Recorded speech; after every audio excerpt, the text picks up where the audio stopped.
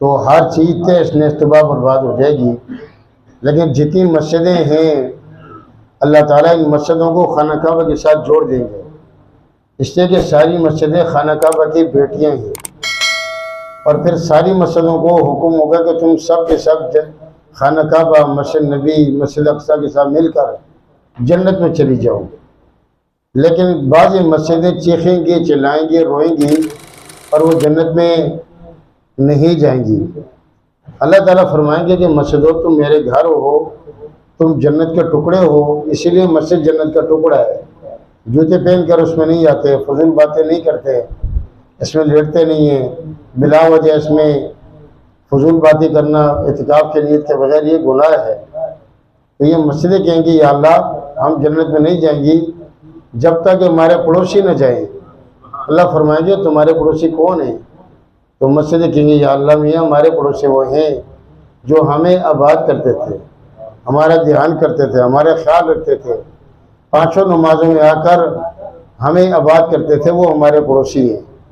چنانچہ اللہ پاک ان مساجد کی سفارش و شفاعت کو قبول کرتے ہوئے ایسے گنہگار نمازیوں کو بھی جنت کا داخلہ عطا کریں گے۔ یہ چیزیں اعتکاف والوں میں بدرجہ اتم پائی جاتی ہیں۔ عموماً مساجد کے اندر نمازوں کے کچھ دیر کے بعد تالا لگا دیا جاتا ہے، اور اذان سے 2-3 منٹ پہلے مساجد کو کھولا جاتا ہے۔ لیکن اعتکاف کے دنوں میں اعتکاف والوں کی وجہ سے یہ مسجدیں 24 گھنٹے کھلی رہتی ہیں۔ ہر وقت ہر بندہ آ کر نماز پڑھ سکتے ہے، تلاوت کر سکتے ہے، ذکر اذکار کر سکتے ہے، اعتکاف والوں کے پاس بیٹھ کر کچھ نہ کچھ سیکھ سکھانے کا عمل جاری رکھ سکتے ہیں۔ حدیث پاک میں آتا ہے کہ مسجدوں کو بات کرنے والے یہ مسجدوں کے کھوٹے ہیں، جہاں یہ جاتے ہیں مسجد ان کے لیے دعائیں استغفار کرتی ہیں، بیمار ہوتے ہیں تو مسجد ان کے لیے شفا یابی کی دعائیں کرتی ہیں، کوئی مصیبت آ جائے تو مسجد ان کے لیے دور ہونے کی دعائیں کرتی ہیں کہ مصیبت ان سے دور ہو جائے۔ یہ چیز بھی اعتکاف والوں میں بدرجہ اتم پائی جاتی ہے۔ اس سے میرے بھائی 10 دنوں کو پتہ نہیں چلے گا، ہم کوشش کر کے ان 10 دنوں میں اعتکاف میں بیٹھ کر دین کو سیکھ لیں۔ دنیاوی دھندے، دنیاوی کام کاج، دنیاوی میں ہم اتنے دھنس چکے ہیں، اب اللہ لگتا ہے کہ موت کا فرشتہ ہی آ کر ہمیں نکالے گا۔ تو بجائے اس کے کہ موت کا فرشتہ نکالے، ہم خود نکلیں اور دین کو سیکھیں، دین کی روشنی حاصل کریں کہ دین ہے کیا ہے، اللہ کے نبی کیا ہے، قرآن کیا ہے۔ یہ مسجد میں آ کر انسان کو پتہ چلتا ہے۔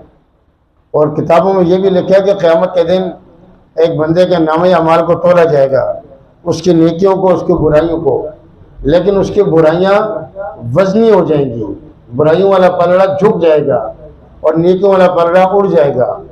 اب اعلان ہوگا کہ یہ بندہ جہنمی ہے، کیونکہ نیکیاں اس کی کم ہیں اور برائیاں زیادہ ہیں۔ لیکن یکدم ایک تھیلی آئے گی جس میں کچھ مٹی وغیرہ ہوگی، اس تھیلی کو فرشتے لا کر نیکیوں والے پلڑے میں رکھیں گے تو نیکیوں والا پلڑا جھک جائے گا اور برائیوں والا پلڑا اڑ جائے گا۔ اعلان ہوگا میرا بندہ کامیاب ہے، اس کو جنت کا داخلہ عطا کرو۔ یہ بڑا خوش ہوگا، پوچھے کہ یا باری تعالیٰ اس تھیلی کے اندر کیا ہے کہ جس کی وجہ سے میں آج کامیاب ہو گیا؟ اللہ پاک فرمائیں گے میرے بندے دنیا میں تو نے میری مسجد کو آباد کیا، میرے گھر کو آباد کیا، اس کی صفائی ستھرائی کی، جھاڑو مارا، وہ جو کوڑا کرکٹ گندا اپنے باہر پھینکا تھا ہم نے سنبھال کر رکھ لیا، آج قیامت کے دن اعمال نامہ میں تمہیں وہ کام آ گیا۔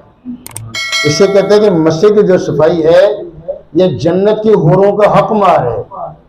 مسجد کی صفائی کے اللہ پاک ہر ایک کو توفیق نہیں دیتے، اسی کو توفیق دیتے ہیں جو اللہ تعالیٰ کا منتخب ہو، اللہ تعالیٰ کا نمائندہ ہو۔ تو 10 دن کے لیے ہم اعتکاف میں بیٹھیں گے، اعتکاف والے مسجد کا خیال کرتے ہیں، لحاظ کرتے ہیں، صفائی ستھرائی کا اہتمام کرتے ہیں۔ آج شام کو مغرب سے پہلے اعتکاف میں بیٹھنا ہے، اور جیسے اعتکاف میں ہم لوگ بیٹھتے ہیں ایسے خواتین بھی بیٹھتی ہیں۔ خواتین اپنے مخصوص جگہ بنا لیں، کمرہ، وہاں بیٹھ جائیں، وہاں سے دائیں بائیں سوائے حاجات ضروریہ کے نہ جائیں، اور اسی جگہ پر بیٹھ کر وہ کام کاج، ذکر و اذکار، تلاوت، ہر چیز، صلاۃ تسبیح تمام نیک اعمال کر سکتی ہیں۔ لیکن خاموشی سے بغیر بات کیے سبزی کی کٹائی، پھل فروٹ کی کٹائی، یہ چھوٹے موٹے جو گھر کے کام کاج یہ بھی کر سکتی ہیں، لیکن کچن میں نہیں جا سکتی۔ لیکن گھر میں کوئی بھی نہ پکانے والا تو پھر کچن کا سامان ان کے پاس رکھ کر یہ پکا سکتی ہیں۔ اگر کچن بڑا ہو تو پھر کچن میں وہ اعتکاف کی نیت کر لیں، خدمت کا الگ ثواب ہوگا، خدمت سے خدا ملتا ہے، عبادت سے جنت ملتی ہے۔